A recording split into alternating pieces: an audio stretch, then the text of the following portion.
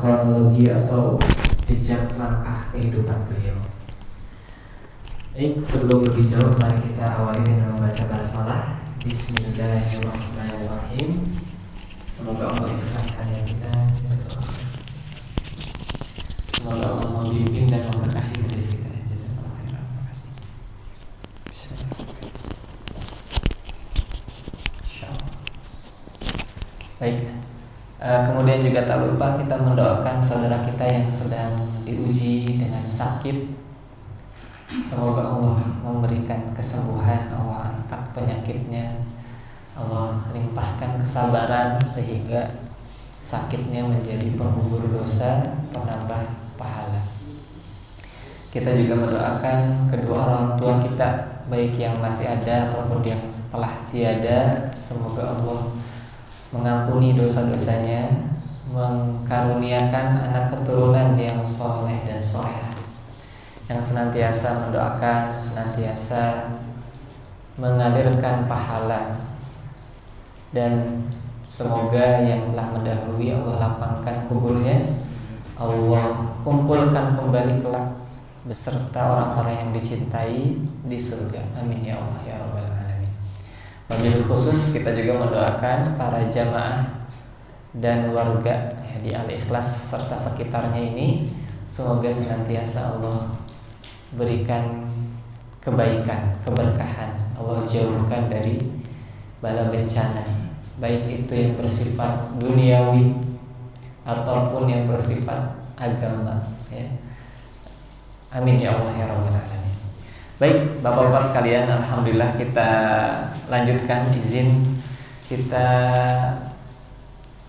lanjutkan kajian sirah kita merujuk kepada kitab atau matan Urjuzah Al-Mi'iyah yang disusun oleh Ibnu Abil Is Ad-Dimashqi Al-Hanafi. Semoga Allah Subhanahu wa taala memberkahi beliau dan merahmatinya, serta kita semua dapat mengambil manfaat dari ilmu beliau di dunia dan di akhirat. Amin ya Allah ya Rabbal Alamin. Di bulan lalu kita masih duduk mengulang perang Uhud dan Hamraul Asad, ya, di tahun ketiga Hijriah, ya. Di bait ke-60, ya. Wa Zainaban thumma ghaza ila Uhud fi syahri Syawalin wa Hamraul Asad. Dan Zainab binti Khuzaimah, ya, dinikahi oleh Nabi Muhammad SAW setelah beliau menikahi Hafsah, ya. Kemudian beliau berperang ke Uhud pada bulan Syawal tahun ketiga Hijriah, dan kemudian esok harinya Hamraul Asad, ya. Ini alhamdulillah kemarin bahkan 2 kali pertemuan masih di Hamraul Asad, ya, di perang Uhud. Di Ali Imran dibahas oleh Allah Subhanahu wa taala terkait pelajaran-pelajarannya. Kita masuk ke bait 61 dari 100 bait yang disusun oleh muallif. Wal khamru hurrimat yaqinan fasma'an. Lalu khamr diharamkan sepenuhnya, maka dengarkanlah. Ini kan lebih ke rima, ya, baitnya biar pas gitu, ya. Hadza wa fiha wulidas sibtul hasan. Dan di tahun ini pula dilahirkan cucu beliau, yaitu Al-Hasan, ya. Baru nanti Husain, ya. Jadi kalau di bait ini memang cuplikan-cuplikan dari awal sampai beliau wafat nanti. Salah satu yang dipotret oleh Ibnu Abil Is adalah turunnya pengharaman khamr. Wal khamru hurrimat yaqinan, ya, secara yakin. Fasma, jadi tidak ada ikhtilaf, tidak ada perbedaan pendapat bahwasanya khamr sudah mutlak diharamkan di tahun ketiga Hijriah setelah perang Uhud. Sebelumnya ada beberapa tahapan, ya, bahwa khamr ini ada manfaatnya tapi madaratnya juga ada. Khamr itu dimakan, diminum tapi jangan dekat sholat, gitu, ya. Sampai 4 kali Allah menurunkan. Dan yang keempat, itu sudah jelas, ya ayyuhalladzina amanu innamal khamru wal maisiru wal ansab wal azlam rijzun min amali syaitan fajtanibuhu. Wahai orang beriman, sesungguhnya khamr, judi, berkorban untuk berhala, mengundi nasib dan panah adalah perbuatan keji dan termasuk perbuatan setan, maka jauhi. Jadi dari tahun ketiga Hijriah ini, Masya Allah ya, pelarangan sudah mencapai final. Kalau di awal-awal selama 13 tahun di Mekah itu masih halal. Bahkan tahun pertama di Madinah, tahun kedua di Madinah, baru tahun ketiga itu baru diharamkan. Berarti kurang lebih 15 sampai 16 tahun baru haram khamr. Ini menunjukkan apa yang disampaikan oleh Aisyah radhiyallahu anha, sekiranya kalau pengharaman itu diturunkan di awal-awal keislaman, tentu kami tidak akan mentaatinya. Masya Allah, ini berarti ada pelajaran ya, bagaimana Nabi menahapi, bagaimana Allah menahapi. Dikuatkan dulu imannya, baru kemudian nanti ada tuh pelarangan ya. Jadi jangan sampai awal-awal langsung level tinggi gitu ya. Enggak, bertahap dulu. Nah, ini juga bisa kita praktekkan ya, di saat kita bersama keluarga kita, di anak-anak kita atau di masyarakat kita ya, menahapi ya, suatu hal yang ini kayaknya belum, tapi nggak apa-apa deh, dikurangi dulu, dipahamkan dulu, dikenalkan dulu dengan Allah dan Rasulnya, dikenalkan dengan hari akhirat, keimanannya dibina dulu, keilmuannya diisi dulu. Nanti ketika ada pelarangan maka sudah lebih siap ya. Oh, ini karena sudah terbentuk cinta kepada Allah, karena sudah terbentuk yakin akan adanya hari akhirat, karena sudah taat kepada Rasulullah SAW. Udah langsung, sampai saat itu disampaikan dalam sebuah riwayat Madinah itu banjir khamr. Masya Allah ya, saking taatnya para sahabat kaum muslimin saat itu atas perintah pengharaman khamr. Masya Allah.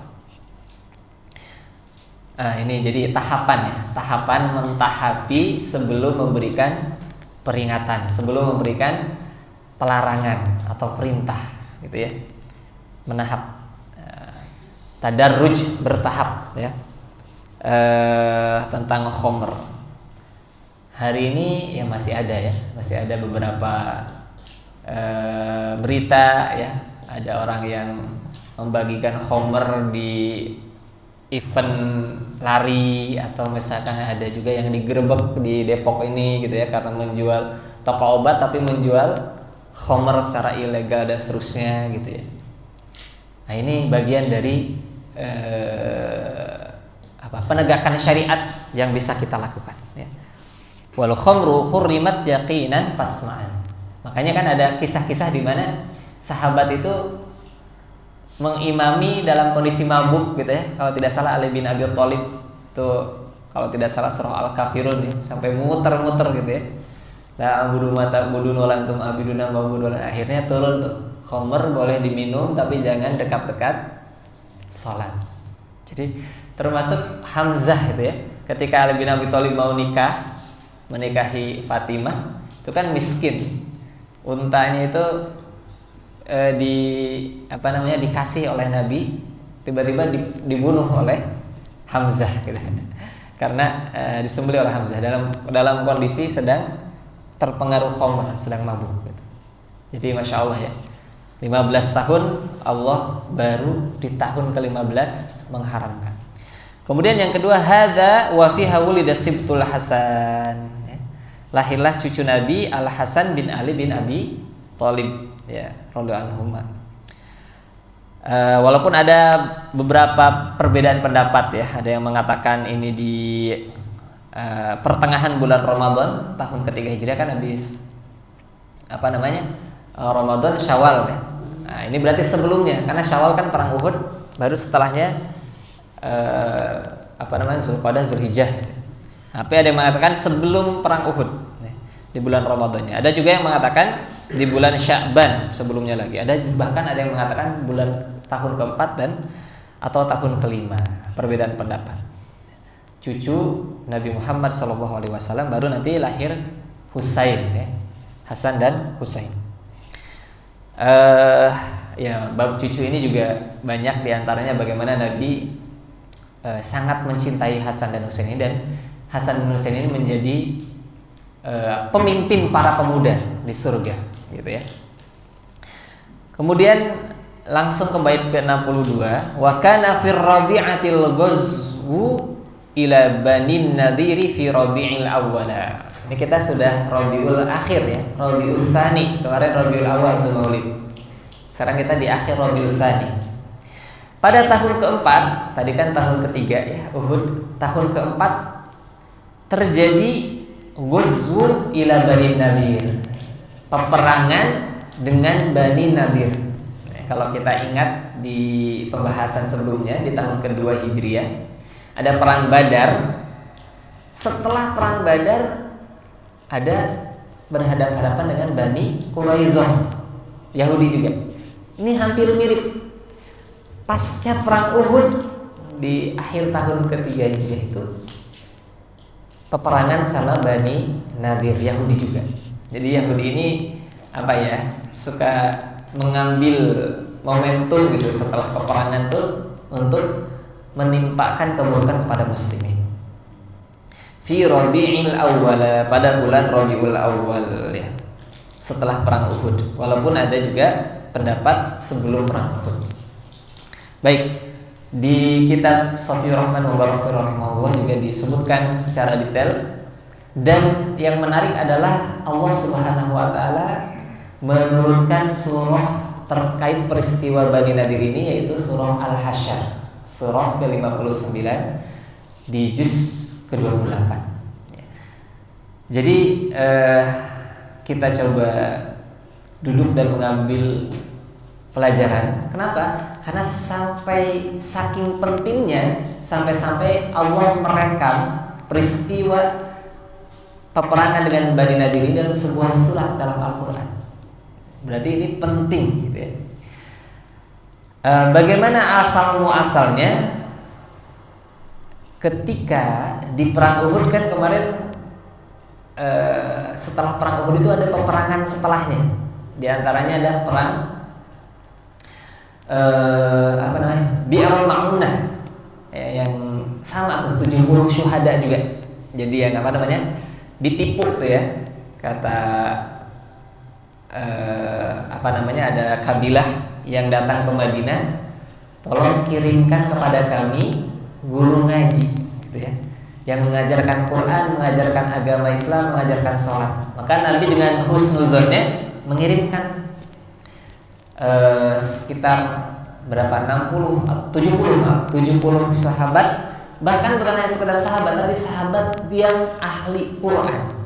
Kirimkan, ternyata di tengah jalan dikhianati, ternyata dibunuh, ya, dan ada yang berhasil kabur kemudian melaporkan, maka kemudian terjadi pembalasan oleh Nabi Muhammad SAW. Nah, ternyata ada sahabat Nabi yang dia inisiatif, ya, membalas dendam, ternyata salah orang, gitu ya, ternyata salah orang, sehingga Nabi harus membayar diat, membayar ganti rugi terhadap keluarga orang ini, karena orang ini bukan dari kabilah yang berkhianat tadi. Ya, itu di tragedi Bi'ar Ma'unah, ya, Sumur Ma'unah, 70 syahid. Salah satunya ada Khabbab bin Adi, kemudian juga ada lagi Umayyah Ad-Damri, Amr bin Umayyah Ad-Damri, dan seterusnya. Nah, karena ada satu orang yang keliru mengeksekusi, maka kemudian sebagai konsekuensinya adalah Nabi membayar diat. Nah, kemudian karena sudah ada kesepakatan di awal dengan orang-orang Yahudi, salah satunya Yahudi Bani Nadhir, maka Nabi menyampaikan, yuk kita bayar diat, kamu kan sekutu kami nih, muslimin Madinah. Maka Bani Nadhir ini awalnya mengiyakan untuk membantu muslimin membayar diat kepada kabilah yang dirugikan. Tapi ternyata di balik itu Yahudi memiliki niat jahat. Bani Nadir ini, ketika Nabi Muhammad SAW datang, kemudian mereka bersekongkol, membuat makar. Siapa di antara kalian yang mengambil batu gilingan ini lalu naik untuk kemudian dihempaskan kepada kepalanya Nabi. Jadi Nabi udah di situ. Tapi kemudian mereka ingin membunuh Nabi dari lantai 2. Ya, kemudian ini Amr bin Jahash berkata, aku yang akan melakukannya. Jadi di sini ada pengkhianatan. Padahal di awal ketika Nabi ke Madinah sudah ada perjanjian dengan orang-orang Yahudi. Kita nggak saling serang. Saya nggak akan nyerang kamu, kamu nggak akan nyerang kami. Kita kalau ada orang luar yang menyerang, kita harus bantu. Gitu ya. Saya bantu kamu. Kalau ada salah satunya diat tadi, kalian harus bantu. Kalau kamu juga ada yang pelanggaran, kami siap bantu. Gitu ya. Nah ternyata mereka melanggar. Bahkan bukan hanya menyerang muslimin, mau membunuh Nabi Muhammad SAW. Masya Allah ya. Jadi resiko Nabi itu luar biasa. Dari musyrikin Mekah, perang Badar, perang Uhud, nanti perang Ahzab. Dari Yahudi juga terus mencari celah untuk membunuh Nabi Muhammad SAW. Berbagai kesempatan. Salah satunya ini, ketika bertamu mau mengambil kesepakatan diat, ternyata mau dibunuh. Tapi takdir Allah, kemudian Allah mengirimkan malaikat Jibril dan memberitahu Nabi Muhammad SAW, sehingga Nabi Muhammad SAW langsung pergi. Sampai Umar dan Abu Bakar yang ikut serta itu kaget, kenapa ini? Saya sampai nggak ketahuan gitu, karena nggak ngomong dulu. Disampaikan bahwa tadi kaum Yahudi mau membunuh, ini pengkhianatan. Maka kemudian Nabi Muhammad SAW kembali ke Bani Nadir. Awalnya memberikan surat ya. Nabi bilang, Masya Allah, ini ketegasan Nabi Muhammad SAW nih. Kata Nabi, kalian keluar dari Madinah dan tidak boleh tinggal lagi menjadi tetangga kami. Masya Allah ya. Padahal baru kalah dalam tanda kutip di perang Uhud. Tapi apa? Keberanian, kewibawaan, kehormatan, izah Nabi Muhammad dan Muslim itu enggak ini kan.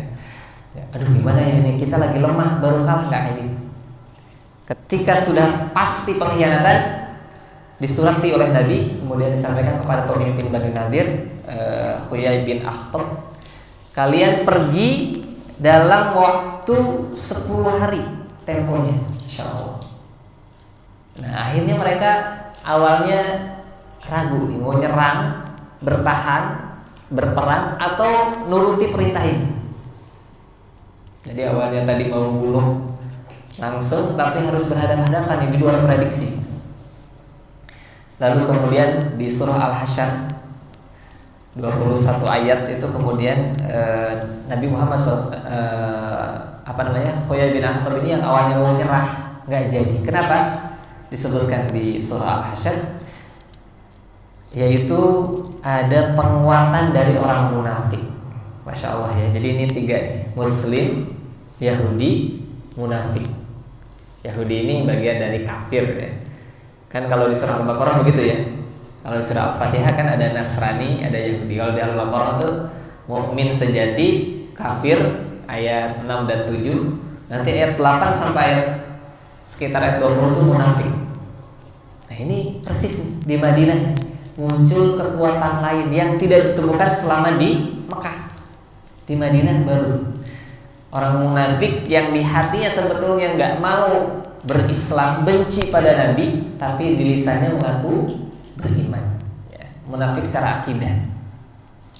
Kemudian Abdullah bin Ubay bin Salul mengirimkan surat, kurang lebih dah diam aja, nggak usah keluar, kami akan bantu, insya Allah ya. Dan Allah merekam nih di surah, di ayat ya, Al-Hasyr ayat 11. Alam tara ilal ladzina nafaqu yaquluna li ikhwanihim alladziina kafaru min ahlil kitab. Tidakkah engkau memperhatikan ya, terhadap orang-orang yang munafik? Mereka mengatakan kepada saudara mereka dari ahli kitab, Yahudi, dalam hal ini Bani Nadir, la in ukhrijtu lanakhrujanna ma'akum. Kalau kalian mau nyerang, kami pasti akan serang, akan bantu menyerang.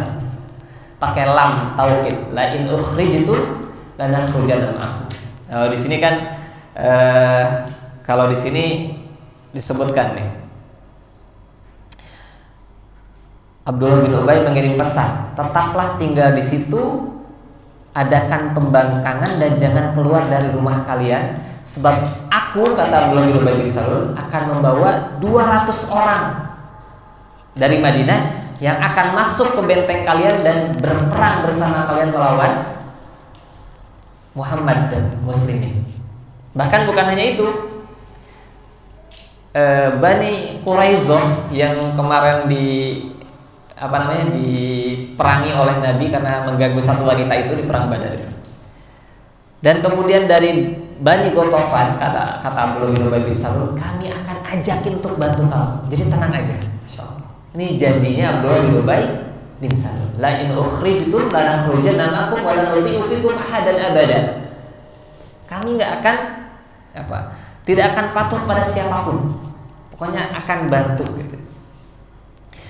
Kemudian wa in qutiltum, jika kalian diperangi, lanansurannakum, pasti kami akan tolong kamu. Maka kemudian yang awalnya mau nyerah, ya udah, ini pasti dibantu nih sama orang munafik, sama Abdullah bin Ubay bin Salul, bahkan akan menggalang bantuan dari yang lain. Masya Allah ya, kalau kita melihat kejadian kemarin di Gaza setelah gencatan senjata itu, ternyata para pejuang itu nggak selesai urusan. Salah satunya adalah membereskan orang munafik. Jadi ada beberapa yang dia orang Gaza tapi malah berpihak kepada musuh. Salah satunya membunuh jurnalis gitu ya. Kalau sebelumnya mengacaukan bantuan, menjarah bantuan, menginformasikan rahasia-rahasia, ternyata ada orang munafik. Dan kalau kita lihat kan Gaza, Masya Allah gitu ya, dengan segala perjuangannya gitu, segala ketabahannya, ternyata kok ada orang munafik lah. Di zaman Nabi aja itu ada orang-orang munafik yang tinggal di sekitaran Nabi. Kalau di perang Uhud kemarin, dari 1000 yang berangkat, ada 300 yang membelot, dan itu adalah orang-orang munafik. Begitupun di Bani Nadir ini, orang munafik bilang, dan kami pasti akan bantu, insya Allah ya. Kemudian, nah ini salahnya nih. Kemudian ini jadi pelajaran juga ya. Huyai bin Akhtab ini percaya, kemudian akhirnya menyurati, membalas surat Nabi. Ya. Kata mereka, sesungguhnya kami tidak akan keluar meninggalkan rumah dan benteng kami. Lakukan apa yang kau ingin lakukan. Masya Allah, nantang gitu.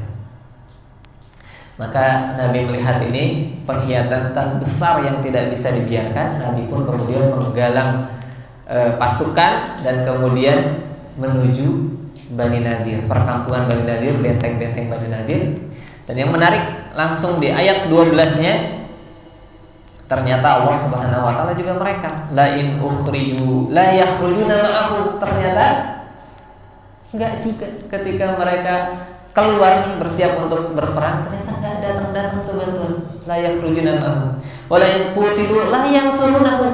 Ketika mereka diperangi, ternyata yang dijanjikan ya orang munafik akan datang juga enggak berperang bersama Yahudi Bani Nadir.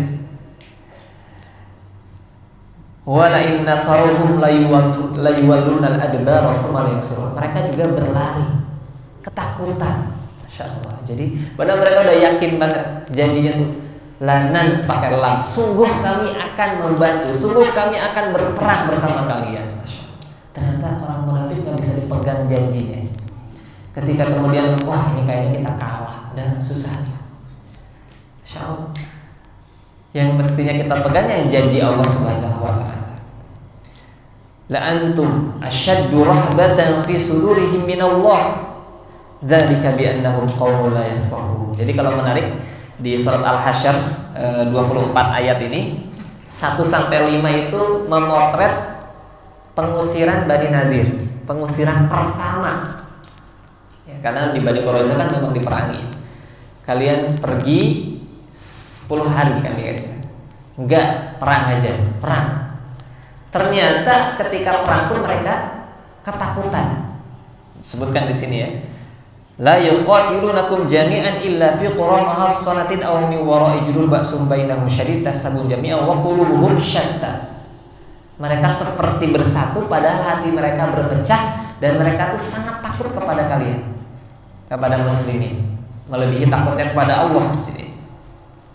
Akhirnya dikepung oleh Nabi dan para sahabat selama 6 hari. Masya Allah, selama 6 hari camping di depan benteng Bani Nadir ya.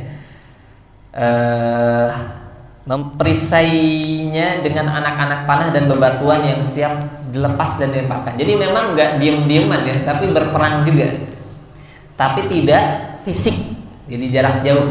Karena mereka takut bersembunyi di benteng-benteng mereka dan menunggu bantuan yang dijanjikan, ternyata nggak datang. Kemudian disebutkan di surah Al-Hasyr juga di ayat kelimanya, ma qata'tum min linatin aw taraktumuha qa'imatan 'ala usuliha fa bi'idnillahi wa liyukhziyal fasiqin. Apa-apa yang kalian potong dari kurma-kurma itu atau kalian biarkan tetap berdiri, fa bi'idnillah, itu atas izin Allah. Jadi di antara strateginya Nabi dan para sahabat adalah memotong perkebunan Bani Nadir, memotong kurma-kurma mereka, membakar kurma-kurma mereka, pohon-pohon mereka sebagai bentuk perang psikologis gitu ya.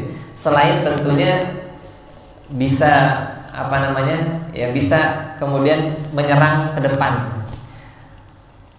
Ternyata akhirnya mereka dimasukkan oleh Allah, terasa takut dan melihat, wah ini habis nih kebun-kebun kita, nanti lama-lama bisa mendekat ke benteng kita dan seterusnya.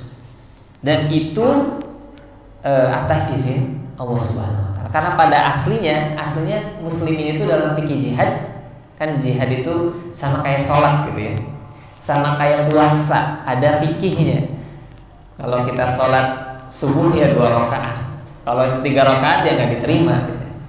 Harus ada wudunya, harus ada bacaannya, sama. Begitupun puasa gitu ya. Puasa kalau melakukan ini ya batal, sama dengan jihad. Jihad juga ada fikihnya. Nah, di antara fikihnya itu tadi tidak boleh merusak, tidak boleh membunuh anak-anak, itu dalam fikih jihad. Memuliakan tawanan, kalau kita lihat ya, pertukaran tawanan itu kalau yang dari Gaza ke Israel itu aman. Sementara dari Israel balik ke Gaza itu, masya Allah, banyak yang dizolimi. Itu fikih jihad, di antara fikih jihad. Nah kemudian setelah dirasuki ketakutan, ya, namanya Buhairah, nama kebun kurma milik Bani Nadir ini. Kemudian bantuan juga tidak kunjung datang. Bani Quraisyah nggak datang, Abdullah bin Ubay juga yang menjanjikan munafik 200 orang nggak datang. Akan menggalang dari Bani Ghatafan, orang-orang Nasrani yang dekat dengan Madinah juga nggak datang juga. Ya. Akhirnya mereka pun menyerah. Nah, di sini di ayat 16-nya masih di surah Al-Hasyr, Allah Subhanahu wa taala memberikan perumpamaan. Kamatsali syaitan idz qala lil insani kfur falamma kafara qala inni bari'un minka. Jadi orang Yahudi, orang munafik Abdullah bin Ubay bin Salul itu seperti setan di perang Badar yang menjanjikan ya, waktu perang Badar itu, ayo perang aja, ayo nanti kita bantuin, kata iblis dan para pasukannya. Tapi ketika melihat malaikat turun banyak ya, kemudian mereka berlepas diri kan.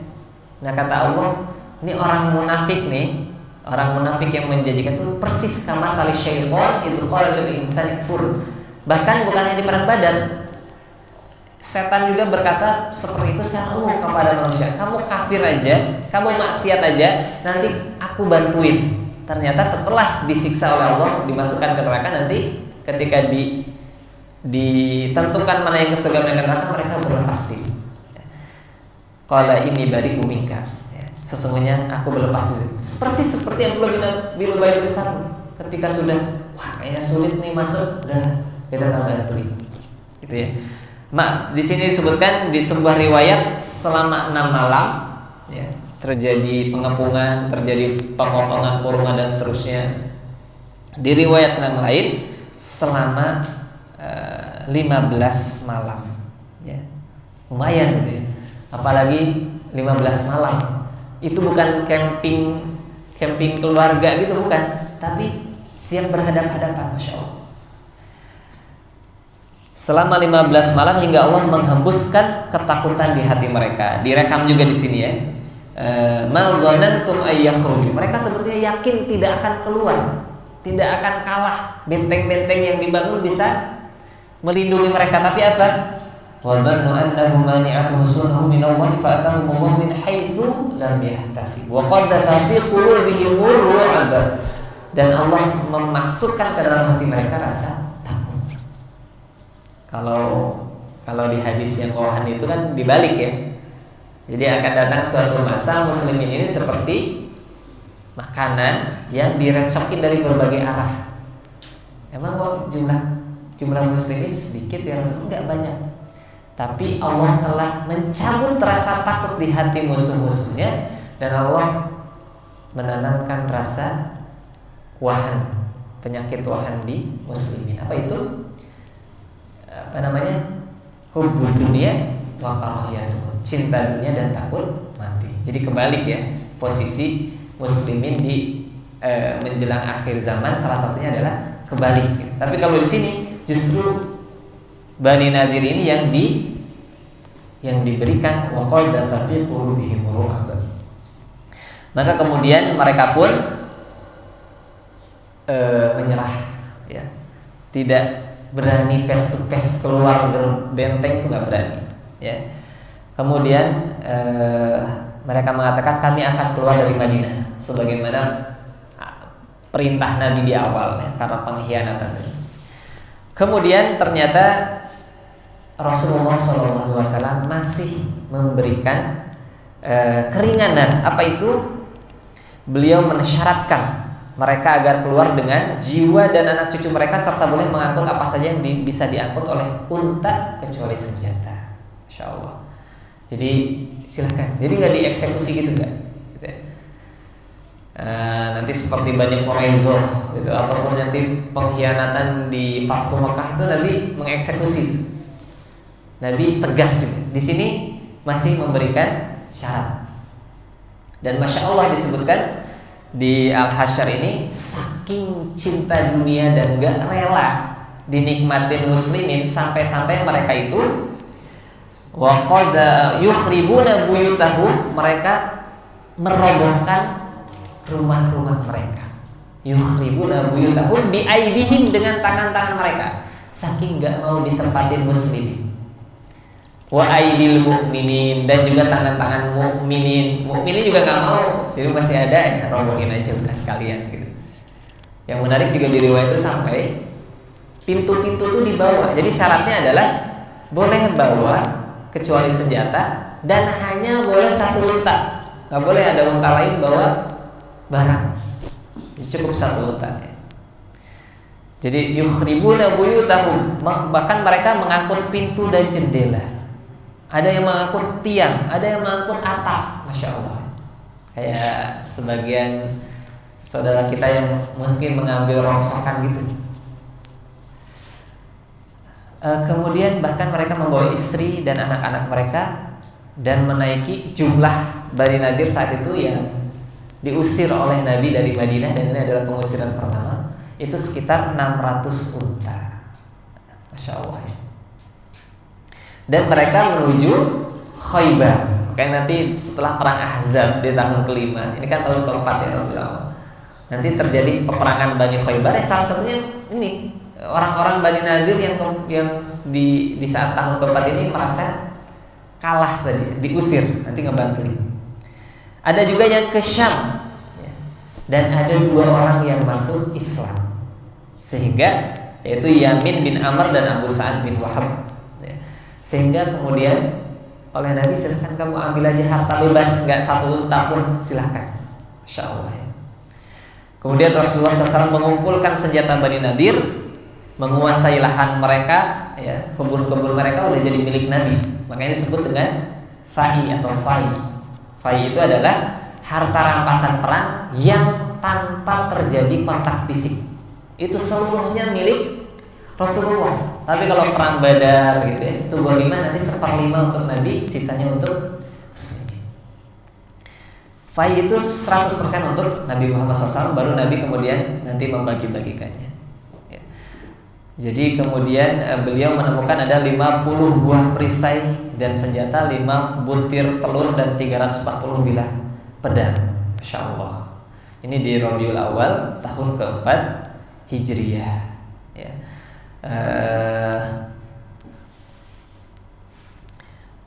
Jadi biidnillah, ya, dengan izin Allah merusak itu boleh dalam strategi perang. Kan aslinya tadi nggak boleh ya, merusak kurma dan seterusnya. Ini di bahkan nama lain dari surat Al-Hasyr, surat pengumpulan ini adalah surah Bani Nadir. Ya. Kemudian ini ringkas dari sini.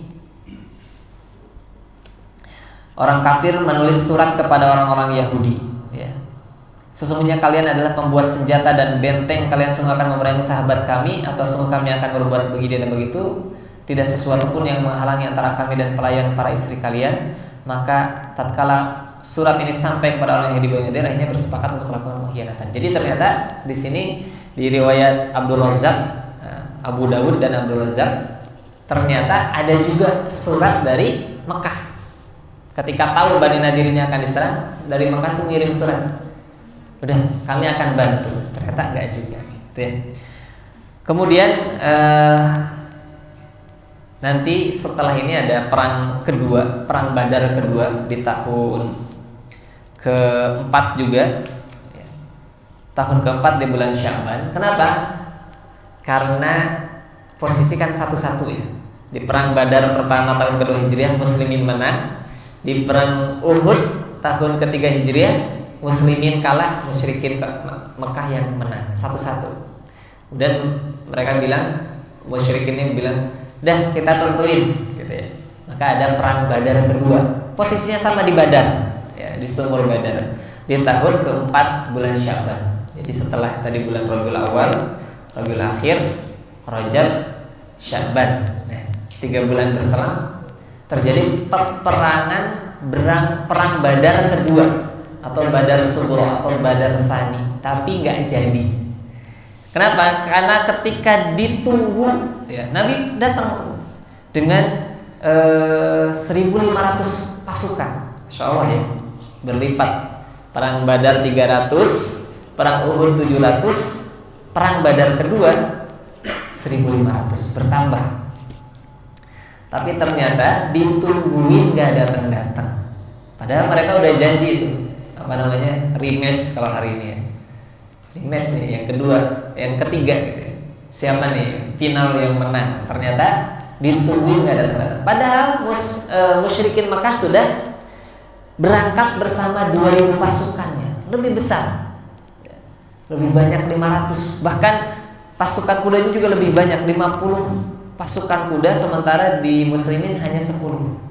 Tapi apa yang terjadi? Sama.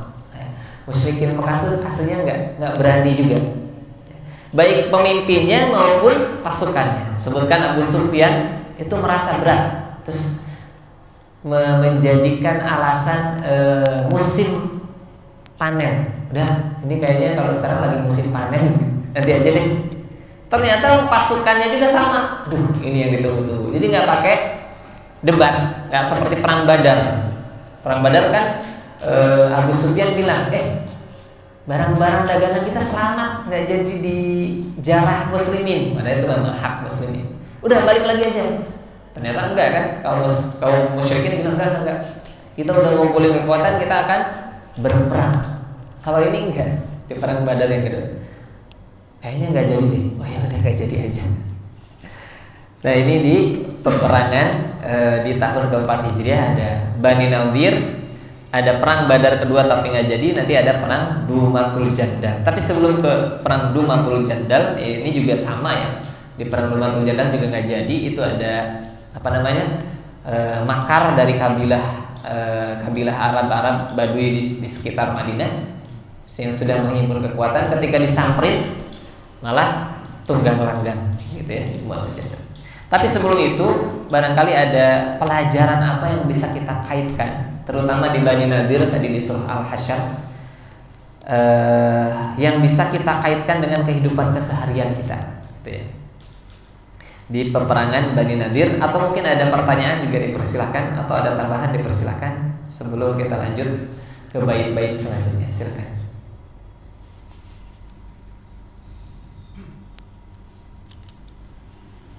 Kalau belum, ya boleh Mas Arifin.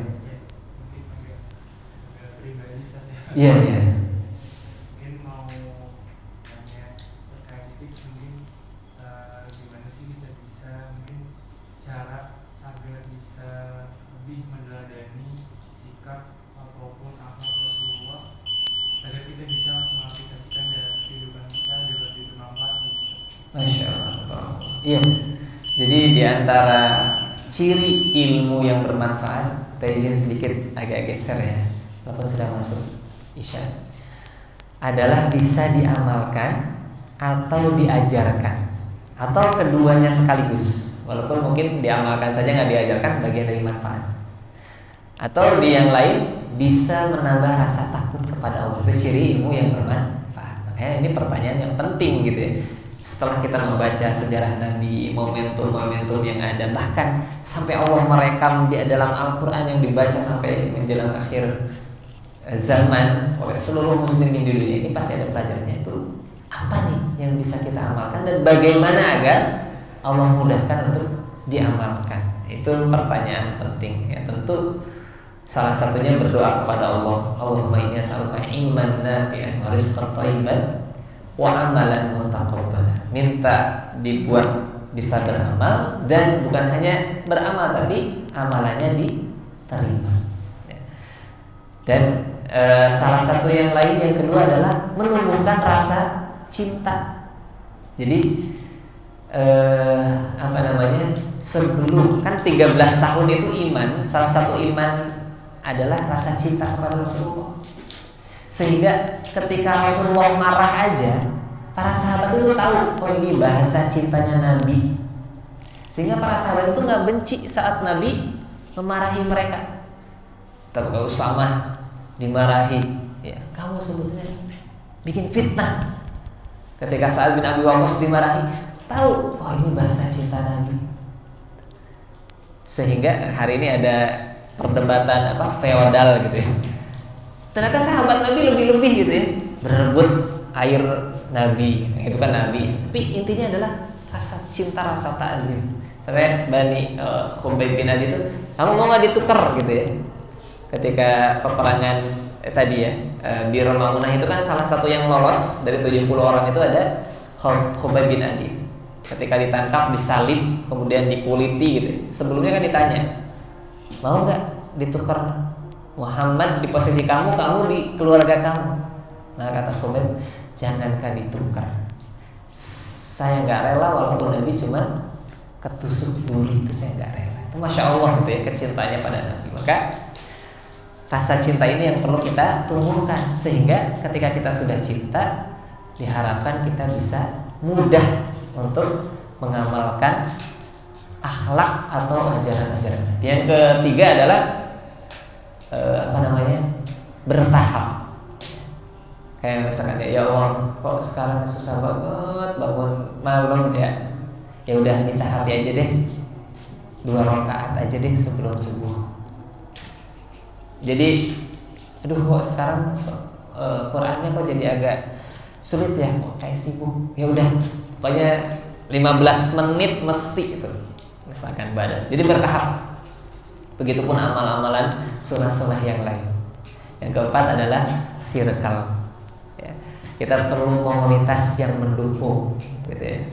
Misalkan nih dalam sebuah acara kemarin gitu ya, ada yang ngisi acara, pengisinya tuh luar biasa keren, masih muda tapi sudah hafal Quran, hafal hadis bulughul maram 1500 hadis, hafal lagi mutun-mutun yang kayak gini banyak sekali beliau. Dan bukan hanya hafal, tapi beliau bisa mengaitkan dengan kehidupan.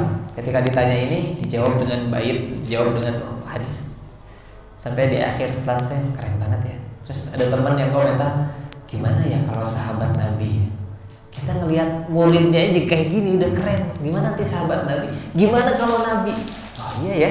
Maksudnya POV yang kayak gitu tuh hanya bisa kita dapatkan kalau circle kita juga sedang belajar Nabi dan para sahabat.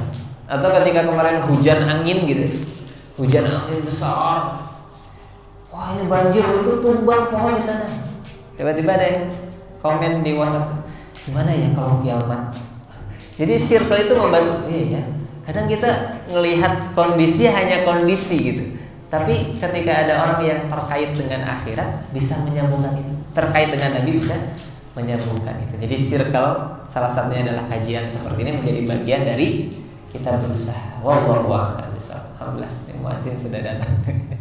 Kita tutup dengan doa kafaratul majlis. Subhanaka Allahumma wa bihamdika asyhadu an la ilaha illa anta astaghfiruka wa atubu ilaik. Mohon maaf atas kekurangannya apabila ada yang salah dari saya pribadi dan apabila ada yang benar dari Allah dan Rasulnya. Semoga Allah Subhanahu wa taala memberikan kepada kita ilmu yang bermanfaat, yang bisa diamalkan, yang bisa diajarkan, dan yang bisa menambah rasa takut kita kepada Allah, rasa cinta kita kepada Allah dan Rasulnya. Billahi taufiq wal hidayah.